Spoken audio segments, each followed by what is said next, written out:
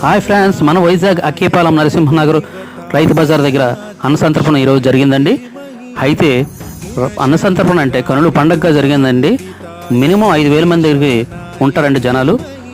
16 ఐటమ్స్తో భక్తులందరూ కూడా అన్నదానానికి రావడానికి ఎంతమంది ఉత్సాహం చూపించి అంతమంది వచ్చారంటే జనాలు కనులు పండగ అనిపించిందండి. అక్కడ ఎంత బాగా జరిగిందంటే 16 ఐటమ్స్తో అనగానే చాలామంది చూసి ఏమిటి అని ఉత్సాహంగా చూద్దామని వచ్చారండి. ప్లేట్లో ఉన్నవన్నీ అవేనండి ఐటమ్స్.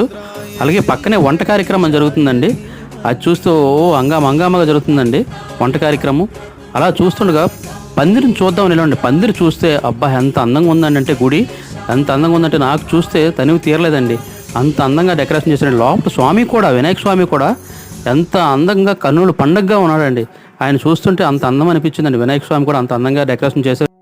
వీఐపీలకి వేరేగా వచ్చిన వాళ్ళకి ఇబ్బంది లేకుండా గుడి లోపటే భోజనాలు పెట్టారండి. అది కూడా నాకు నచ్చింది. Like, share